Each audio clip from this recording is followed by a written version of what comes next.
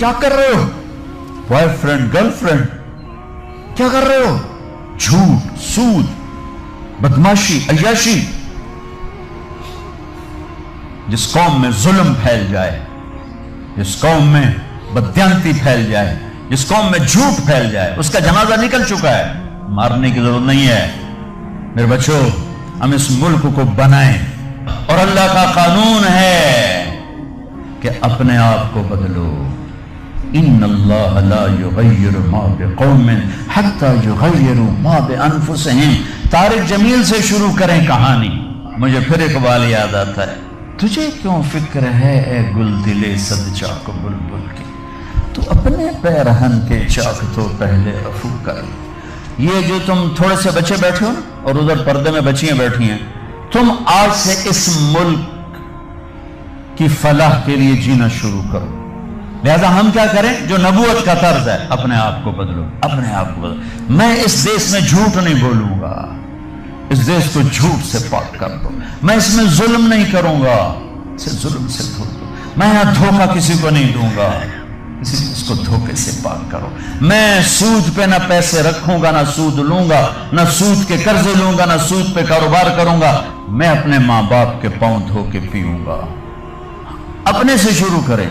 मेरी नमाज नहीं छूटेगी। अब लड़के लड़कियां इकट्ठे पढ़ते हो, मेरी नजर कभी बेहया ना उठेगी। याद रखना मेरे बच्चों, जिसकी नजर बेहया हो जाए, दुनिया के जुनैद बगदादी उसके दिल को नरम नहीं कर सकती, उसका दिल पत्थर हो जाता है, उसमें खैर जाती नहीं। मैं इन्हीं वादियों से निकल के मदरसों में गया हूं। मैं गवर्नमेंट कॉलेज लाहौर में पढ़, मैं सिंगर था गवर्नमेंट कॉलेज लाहौर पर, डांसर था। मैंने इस गलाजत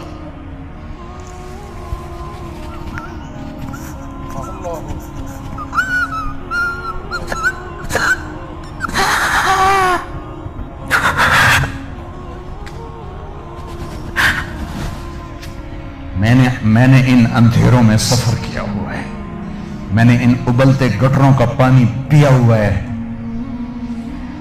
मेरी रातें ऐसी खौफनाक गुजरी हुई हैं। मैं किसी आलिम घर का नहीं था, एक बड़े जिम्मेदार का बेटा था। मेरे रब ने मेरे नसीब वहां से निकाला,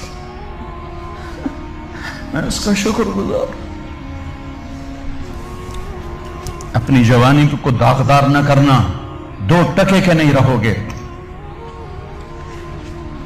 मेरे बस में नहीं है कि मैं लड़कियों की तालीम अलग कर दूं, लड़कों की अलग कर दूं, लेकिन ये तो कह सकता हूं कि अपनी नजरों को हया सिखा दूं, इन्हें हया का सुरमा लगा दूं। वरना मेरे रब की कसम, जिल्लत के सिवा कुछ नहीं। पाकदामनी और हया जैसा जेवर कायनात में कोई नहीं ईमान के बाद। चंद दिन पहले मुझे हिंदुस्तान के लोग मिले इंडिया में।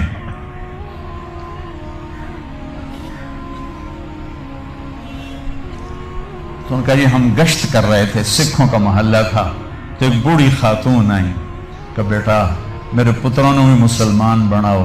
मैं मुसलमान हाँ, मैं 47 पकड़ी गई हूं, मैं मुसलमान। मेरी सारी औलाद सिख है, कोई ना मुसलमान बना छोड़ो। मैं आज तक ईमान अपने हां नाल लाया। ऐसी लाखों बेटियां थी। अगर नाचना गाना ही करना था तो उन्हें ज़बह होने की क्या जरूरत थी? अगर सूद के बड़े बड़े निजाम चलाने थे, नाच गाने की महफिलें सजानी थी, आवारगी को तहजीब बनाना था, मेरे देश की अदालतों ने बिक जाना था, वकील की बोली लग रही हो जैसे मंडी में सब्जी की बोली लगती है, जो मर्जी खरीद ले, पैसे दे दे, कातिल भी छुड़ा दूंगा, जानी भी छुड़ा दूंगा, पैसे दे दो तेरा कब्जा बहाल करा दूंगा। जज के कलम की कीमत लग चुकी हो, इतने पैसे दे दो, साइन करवा लो। अदालतें इमारतों का नाम नहीं है, अदालतें इंसानों का नाम है।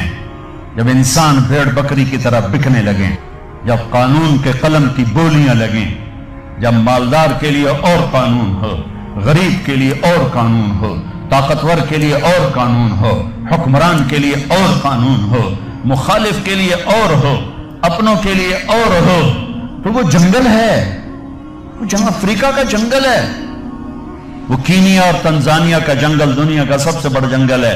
ابھی دیکھ کر آیا ہوں میں، ہماری جماعت چلے کی تھی. یہ اس سے بھی بڑا پاکستان ہو یا کوئی دیش ہو، میرا دیش ہے، میں اس کے لیے آنسو بہا رہا ہوں.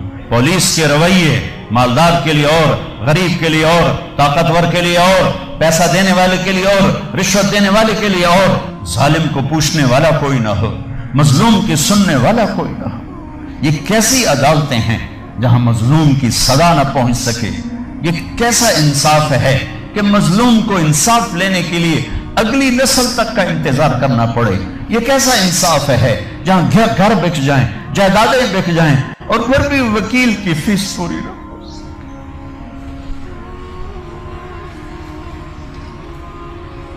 ہمارے بزرگوں نے بہت اچھا خواب دیکھا، بڑے ذبح ہوئے، بڑے ذبح ہوئے. چمن میں تخت پر جس دم شہ گل کا تجمل تھا، ہزاروں بلبلیں تھی باغ میں، ایک شور تھا غل تھا. کھلی جب آنکھ نرگس کی نہ تھا جز خار کچھ باقی، بتا تھا باغباں رو رو یہاں غنچہ یہاں گل تھا. اپنی تاریخ پڑھو اللہ کے واسطے. تم بھی کیسے نادان نسل ہو ہماری کہ صرف پیسہ بنانے کو اپنی زندگی کی منزل بنا کے بھاگے جا رہے ہو، بھاگے جا رہے ہو، بھاگے جا رہے ہو. پیسہ ہی سب کچھ، دولت ہی سب کچھ، عزت ہی سب کچھ، شہرت ہی سب کچھ. ایسی بیکار زندگی، ایسی بے مقصد زندگی. ایک موت ہے جو پیچھے لگی ہوئی ہے، یہ شمع گل ہو جائیں گی، یہ بولتی زبان ہمیشہ کے لیے خاموش ہو جائے گی، کانوں کے ٹیلی فون کے تار کٹ جائیں گے، یہ سفید لباس پہنا ہوا جسم لٹھے کے کفن میں لپیٹ کر مٹی میں مٹی کر دیا جائے گا. پھر ایک دن آئے گا کہ تیرے جسم کو کھانے والے کیڑے بھی مٹی میں مٹی ہو جائیں گے. اجل ہی نے چھوڑا نہ کسرا نہ دارا، اسی سے سکندر صفاتی بہارا. ہر ایک لے کے کیا کیا نہ حسرت سے دارا، پڑا رہ گیا سب یوں ہی ٹھاٹھ سارا. جگہ جی لگانے کی دنیا نہیں ہے، یہ عبرت کی چاہ ہے تماشا نہیں. 6 لاکھ انسان ذبح ہوئے تو مجھے کبھی خیال آتا ہے کہ یہ امت اللہ کے سامنے پیش ہوگی، اللہ کے نبی کے سامنے پیش ہوگی، اور پاکستانی 6 لاکھ کے سامنے بھی پیش ہوں گے، اور ان کے ہاتھ ہوں گے اور ہمارے گریبان ہوں گے کہ ظالموں ہماری بیٹیوں کی عزتیں نیلاؤ.